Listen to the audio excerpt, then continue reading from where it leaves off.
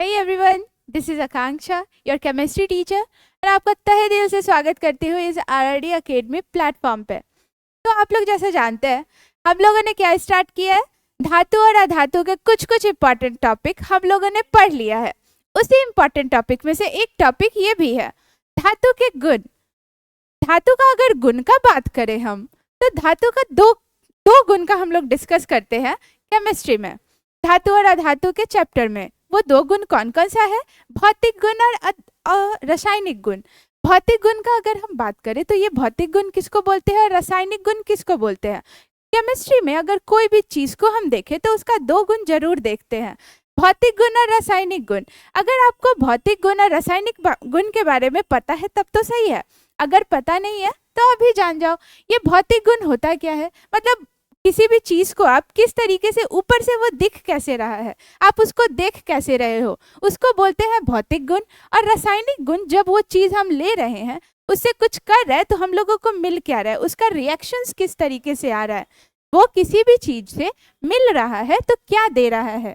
For example से अगर बात करें, जैसे हमारे भारत में अरेंज मैरिज किस तरीके से होता है, यहाँ क्या होता है कि लड़के लोग जाते हैं लड़कियों के घर में, उस लड़की को जैसे हम लोग ऊपर ऊपर देखे कि हाँ वो सुंदर है, गोरी चिट्टी है, बहुत अच्छी है, सही से चल रही है, एंड उसका बिहेवियर कैसा है, मतलब बिहेवियर तो नहीं उस टाइम जान पाते, बस ऊपर ऊपर से उसको देख पाते हैं, मोटी है कैसी है, तो वो बस ऊपर से पता चल पाता है। एंड रासायनिक गुण का, तो इसको बोले भौतिक गुण। रासायनिक गुण का बात करें तो जो जब उसका शादी हो गया तो अगर उसका नेचर कैसा है, पड़ोसियों के साथ उसका बिहेवियर कैसा है, नाश्ता कैसा बना रही है, तो ये सब हुआ रासायनिक गुण। इसको ही बोलते हैं रासायनिक गुण कि वो पदार्थ को लेने के बाद पता चले। तो आप लोग को समझ में आया ये भौतिक गुण और रासायनिक गुण में भी। तो भौतिक गुण, धातु का कुछ भौतिक गुण यहाँ दिया गया है, और भी बहुत सारे भौतिक गुण होते हैं। जो मेन पॉइंट्स है वो हम देख लेते हैं, अगर एग्जाम में पूछा भी जाए तो फटाक से हम लिख सके, पॉइंट वाइज ज्यादा अच्छे से दिमाग में जाता है। तो फर्स्ट अगर हम धातु के भौतिक गुण के बारे में बात करें, धातु के बारे में तो पता है ना क्या होता है, भौतिक गुण से और भी अच्छे से क्लियर हो जाएगा। भौतिक गुण का बात करें तो पहला है चमक। धातु में एक अलग प्रकार की चमक होती है। चमक का बात करें तो जैसे मतलब चमकीला तो डायमंड भी होता है, वो तो धातु नहीं होता। एक्सेप्शन यार, एक्सेप्शन भी तो होता है ना, केमिस्ट्री स्टार्ट मतलब एक्सेप्शन तो होना ही है। तो वो डायमंड धातु है। जब अधातु के गुण के बारे में डिस्कस करेंगे तो उसमें भी अपवाद हम लोग देखेंगे। यहाँ भी कुछ कुछ अपवाद तो यहाँ दिया गया है, एक्सेप्शन केस। जैसे चमक का बात करें तो चमक धातु में एक अलग प्रकार की चमक होती है। अगर आप नन मेटल जैसे कूट हो गया या और भी कोई नन मेटल देखोगे आप, तो उसमें वो चमक नहीं होती जो धातु में होता है। जैसे हो गया सिल्वर, गोल्ड, ये सब धातु है, तो इसमें अलग प्रकार की चमक देखने को मिलता है।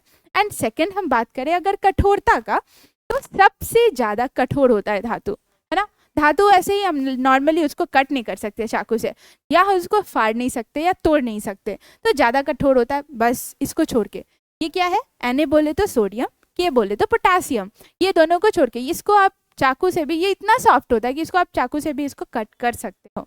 तो ये दोनों को छोड़ के, और एक्सेप्शन याद रखना, आपको जब अगर बोला जाए एग्जाम में लिखने को, पॉइंट वाइज अगर लिखना है भौतिक गुण लिखो आप धातु के, तो उसको अच्छे से सेंटेंस में आप अपने फ्रेम करके लिखोगे उसको, ठीक है। बस आपको पॉइंट्स याद रखना है, पॉइंट्स याद है, उसका अपवाद पता है, तो आप बहुत अच्छे तरीके से फ्रेमिंग कर सकते हो अपने आंसर का।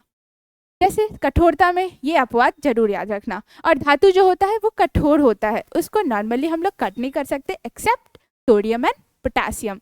अगर थर्ड भौतिक गुण का बात करें, आघात वर्धनीयता, इसमें जो है दो जो होता है, इसमें दो वर्ड थोड़ा सा नया आ जाता है, नीचे से जो हम लोग पढ़ते आ रहे हैं उसमें से थोड़ा सा बस नया आ जाता है। वो नया क्या, ये कठोरता, चमक, ये तो अपने वर्ड से ही समझ में आता है, ये तो वर्ड से समझ, ये लो, ये हम लोग यूज नहीं करते हैं इसलिए वर्ड से समझ में नहीं आता है, बट आपको याद रखना है क्या, आघात वर्धनीयता और तन्यता, ये दोनों है क्या।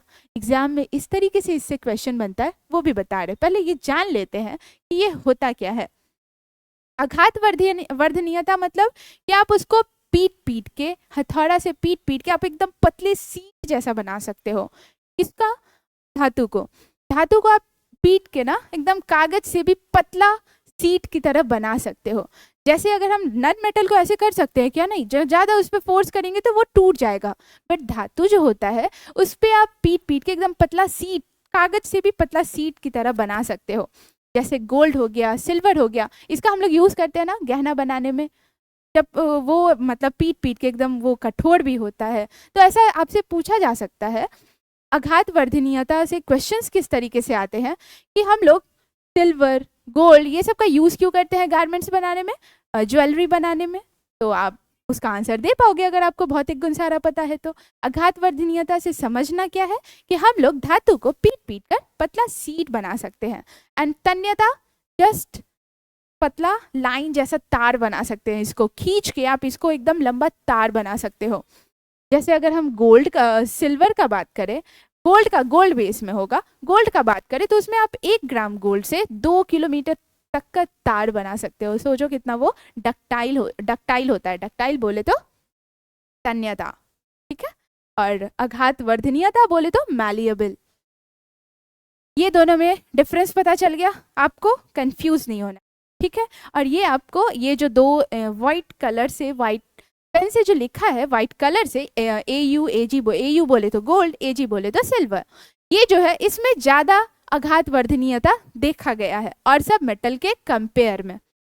तन्यता का बात करें तो और सब मेटल के कंपेयर में इसका ज्यादा यूज। कॉपर का आप तार भी देखे हो ना, एकदम पतला था, कितना पतला तार रहता है, तो वो सब।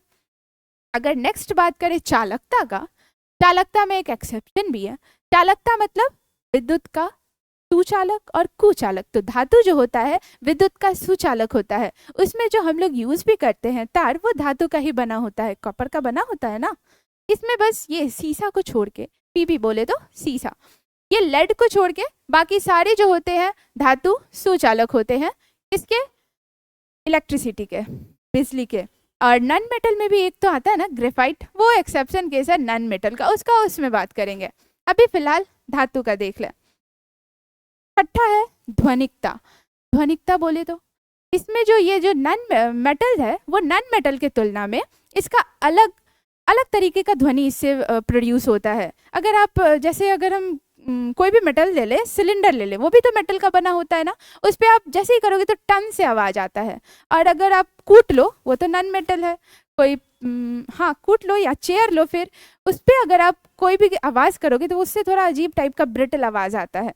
तो ऐसा नन मेटल में नहीं, मेटल में क्या होता है उसका अलग प्रकार का साउंड आता है जो थोड़ा टन से आवाज आता है, उसको वो हो गया एक ध्वनिकता का प्रॉपर्टी। अगर 7th बात करें भौतिक अवस्था, भौतिक अवस्था जितने भी धातु होते हैं वो ठोस अवस्था में पाए जाते हैं सिवाय मरकरी के, बोले तो Hg, ये जो होता है रूम टेम्परेचर पे लिक्विड फॉर्म में होता है। बाकी सारे मेटल जो होते हैं, जितने भी धातु होते हैं, वो सॉलिड स्टेट में पाए जाते हैं। क्या आपको ये 7th फिजिकल प्रॉपर्टी में भी आपको समझ में आया होगा? बस ये वाला जो है आघात वर्धनीयता और तन्यता, इस पे थोड़ा ज्यादा ध्यान दे देना। एंड इसका एग्जाम्पल्स भी, कौन कौन सबसे ज्यादा आघात वर्धनीयता प्रॉपर्टी रखता है एंड तन्यता प्रॉपर्टी, तन्यता का गुण सबसे ज्यादा कौन सा एलिमेंट्स, कौन सा मेटल रखता है। तो ये 7 जो था मोस्ट इंपॉर्टेंट फिजिकल प्रॉपर्टी थे, किसके? धातु के। अगर एग्जाम में पूछा जाए इससे किस किस तरीके के क्वेश्चंस पूछे जा सकते हैं, तो धातु के फिजिकल प्रॉपर्टीज लिखो, धातु के भौतिक गुणों के बारे में चर्चा करें, तो वो आप ये 7 को आप सेंटेंस में अच्छे से फ्रेमिंग करके अपवाद को अपवाद के साथ आप लिख सकते हो।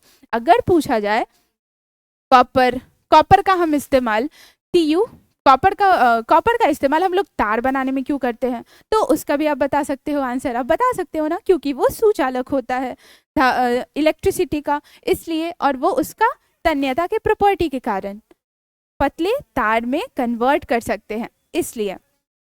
अब आता है रासायनिक गुण। रासायनिक गुण को अभी थोड़ा थोड़ा देख लेते हैं, इसके बाद नेक्स्ट लेक्चर में इसको अच्छे से डिटेल्स में रासायनिक समीकरण के साथ देखेंगे। फर्स्ट देखिए ये रासायनिक गुण, मतलब रासायनिक गुण में हम लोग क्या देखा करते हैं। फर्स्ट देखेंगे ऑक्सीजन के साथ रिएक्शन करके, पहले हम लोग धातु को जला कर देखेंगे। ऑक्सीजन मतलब ऑक्सीजन ऐड करना किसी भी चीज में, मतलब जलाना। तो ऑक्सीजन के साथ जब हम करते हैं, जैसे अगर हम मैग्नीशियम रिबन का बात करें, जो कि फर्स्ट चैप्टर में फर्स्ट एक्सपेरिमेंट हम लोग देख रहे होते हैं, उसमें भी क्या होता है, मैग्नीशियम रिबन को हम लोग जलाते हैं और हम लोगों को व्हाइट डार्जलिंग फ्लेम मिल रहा होता है, तो मतलब धातु जल भी सकता है। तो वही जो धातु जल सकता है, कौन धातु ऑक्सीजन से रिएक्शन कर सकता है, किस वेग में कर सकता है, कौन सबसे तेजी से कर सकता है, कौन कम या कौन नहीं करेगा, वो ऑक्सीजन से रिएक्शंस करवाने के बाद पता चलेगा। तो पहला हम करते हैं ऑक्सीजन के साथ रिएक्शन, देन देखते हैं वाटर के साथ रिएक्शन, देन थर्ड देखते हैं अम्ल के साथ रिएक्शन। सारे में अपवाद होता है, कोई कोई जो धातु होता है वो रिएक्ट नहीं करते, वो ऑक्सीजन के साथ नहीं, ना ही वाटर के साथ और ना ही अम्ल के साथ रिएक्ट करते हैं।